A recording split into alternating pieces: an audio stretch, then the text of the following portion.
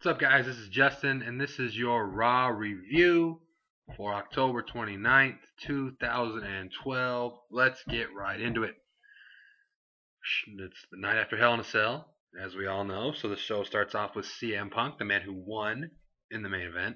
He comes out with Paul Heyman, of course, and he talks about basically how this is going to be hard for all the fans to believe, but he had nothing to do with that referee.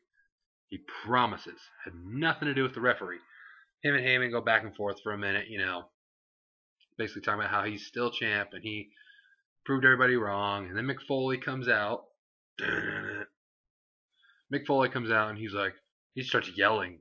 And he's I told you, you could be a legend or a number, a statistic. He's just freaking out. I was like, dude, settle. And, he's just talking. And then, immediately, let's have a Survivor Series match. CM Punk's like, or then Mick Foley's like, okay, cool. And they just agree to it. And I was just like, yeah, Survivor Series matches. Let's go. Team Punk versus Team Foley. And then we get the Ryback's music hit. He comes out and he basically just, runs out, goes nuts, and clears the ring. Punk leaves. And then we come back and JTG is walking to the ring just praying like, oh, God, what is going on? So we get Ryback versus JTG. I will give you a couple seconds to guess who won this match. You're right. It was Ryback. Ryback wins quite decisively. JTG got absolutely no moves in, and that is the way it should be. Ryback wins with shell shock. And then he grabs the mic and he talks. He's like, revenge is hunger, and next time I feast, it'll be on CM Punk. Feed me Punk. And everyone starts chanting, feed me Punk. So Ryback physically knows more words than a couple. So that's good news. Ryback has a vocabulary.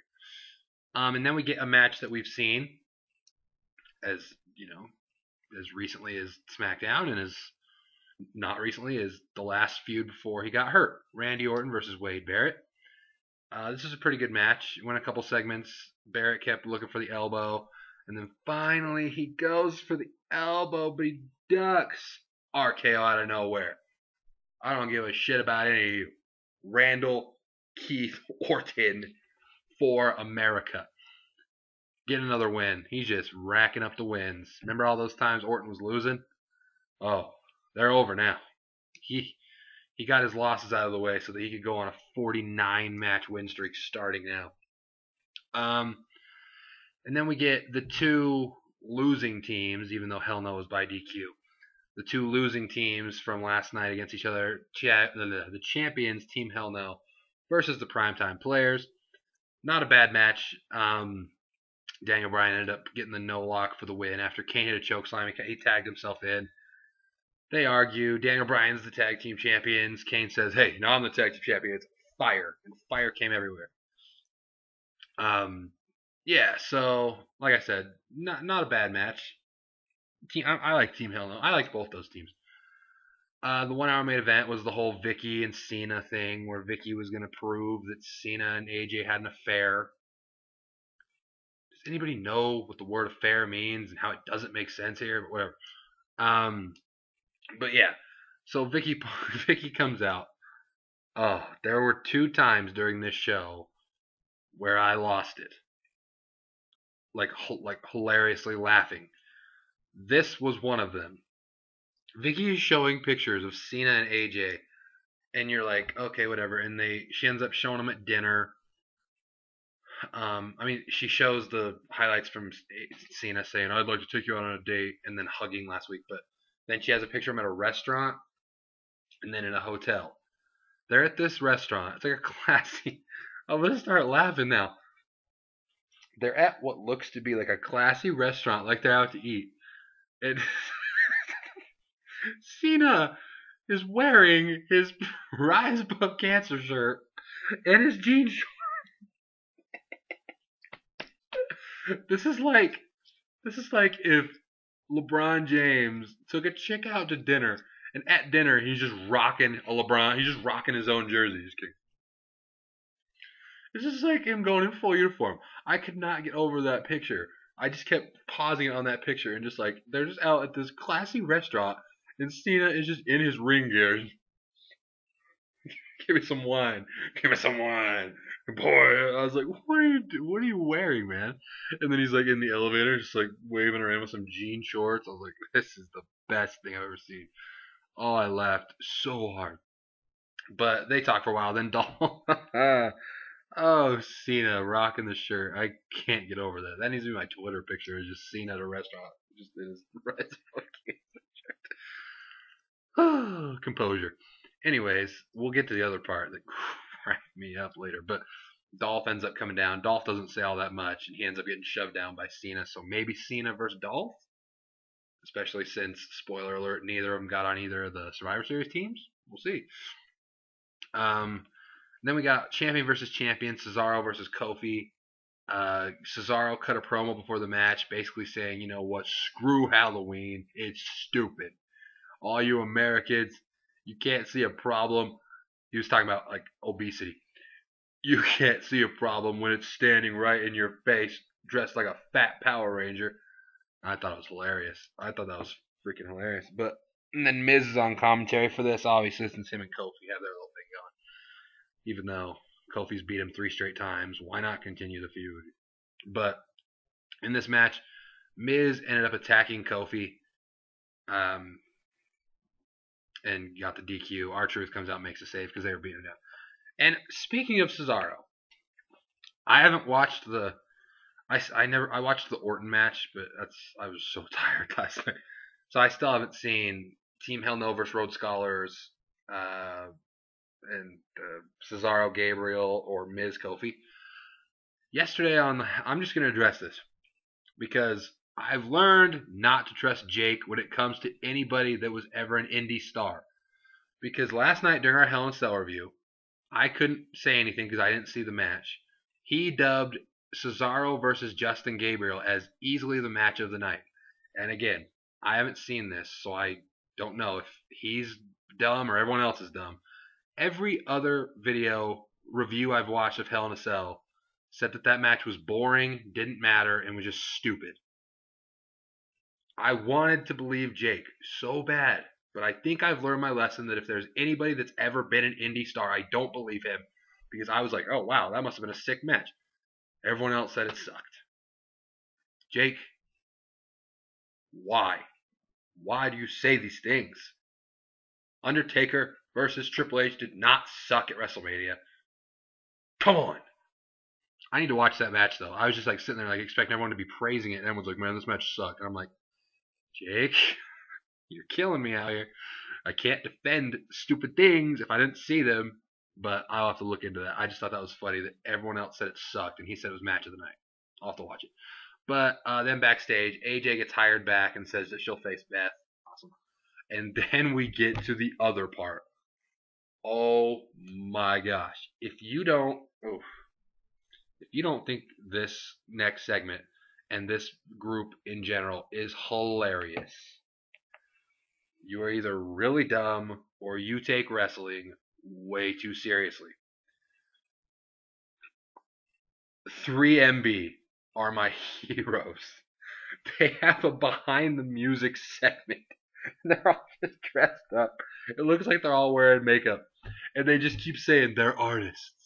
And Jinder Mahal says, man, they call me the funny one. And then he just sits there, just stone-faced killer. And then Drew McIntyre, they're like, so when are we going to finally hear you guys play? And they just snap. And Drew McIntyre's like, you think they walked up to Michelangelo and said, yo, Mike, where's that naked statue? You ready? No. And they're just talking about how they're artists. They have to craft. It takes a while to give perfection. I was dying. I love these guys. Oh. I got a thing on Twitter.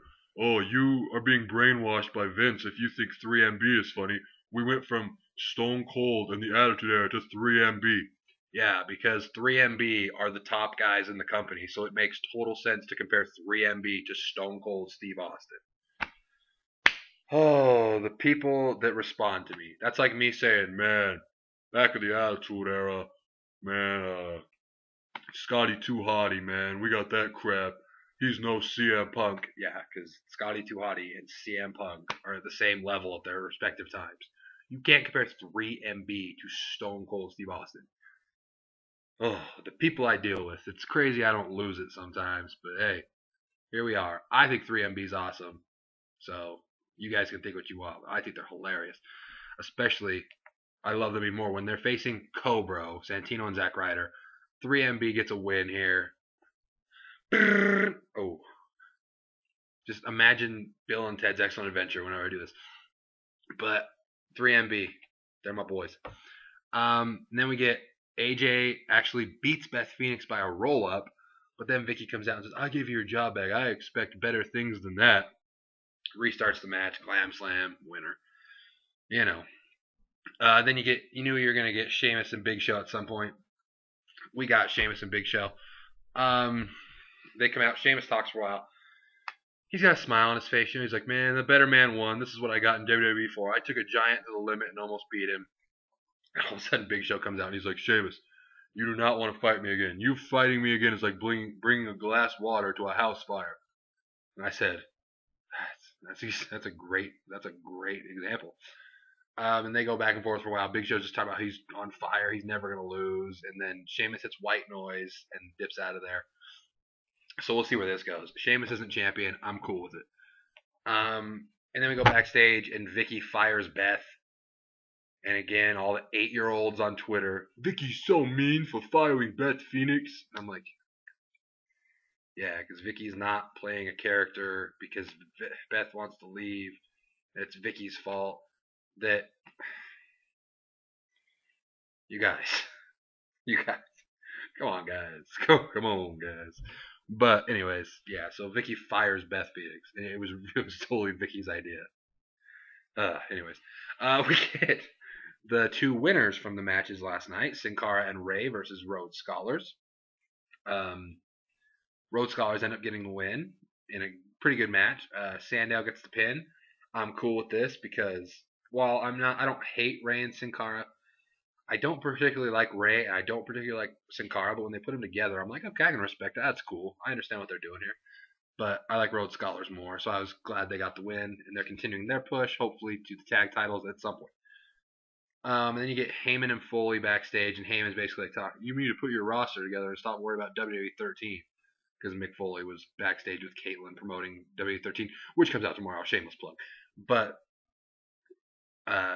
yeah, so Heyman's talking to Mick Foley like, "Hey, you hate video games. You do." And Mick Foley's like, "Man, I got homies lined up to be on my squad." And Mick Foley doesn't sound like Booker T. I'm sorry, but this goddamn fly, I swear I'm gonna beat the. But anyways, that's just all that goes on. And then all of a sudden we come back from commercial, and Vince and the whole roster's out there. Like everybody, like Ryback is out there. Like the dude that's supposed to be a machine is just chilling. But you can't hate on this segment. It's freaking breast cancer. Come on, guys. But you got Cena in the ring with some cancer peeps.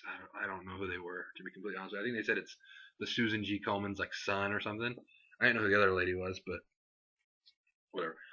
So they talk, and they basically just talk about how they've been doing the whole October breast cancer awareness thing, and they were selling Cena's stuff, and all the money went to the Susan G. Coleman thing, and then Cena presents him with a check for $1 million, which is awesome. So I thought that was really cool, and yeah, it was the end of October, last draw of October, so you figured they were going to do something to close up the whole thing. So I thought it was cool. And then the match before the main event, we get Alberto Del Rio versus Jay Gabes, Justin Gabriel. Del Rio won. Del Rio won. You knew it was going to happen. Gabes taps out. It's okay. I like Jay Gabes, but whatever. And then we get to the main event, which is announcing the Survivor Series teams. Heyman comes out and he introduces Punk, and he's the greatest.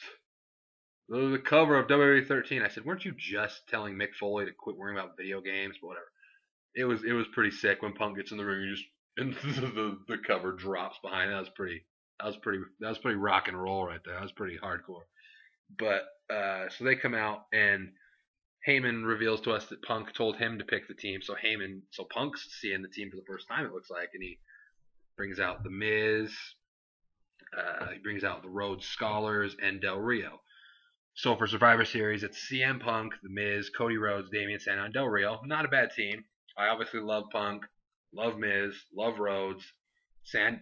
excuse me, Sandow's pretty high up there, and Del Rio's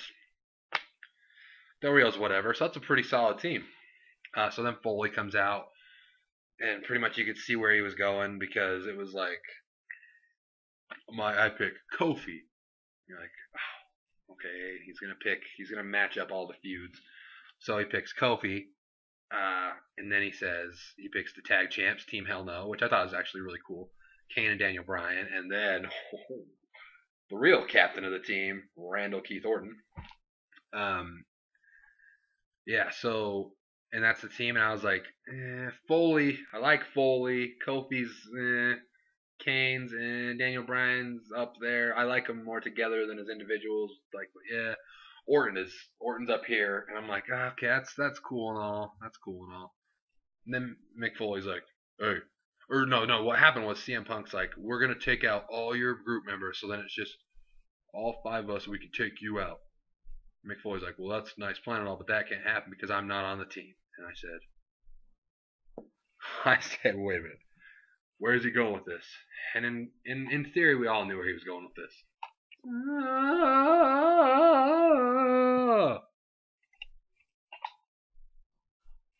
Ryback Goldback. I'm so glad I found this last night. Party people. Every time Ryback comes on, I just get this guy. I just hold him up like a Lion King. But yeah, so Ryback is the final member. So Mick Foley is more the team manager. So it's Kofi, Team Hell No, Orton, and the Ryback, which is awesome. I predict that Randy Orton RKO's the Ryback, turns heel, and faces the Ryback. But whatever.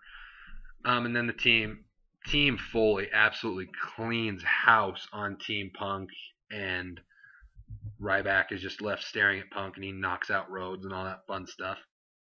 So I'm looking forward to Survivor Series. That seems like it'll be a cool match. And yeah, that was Raw this week.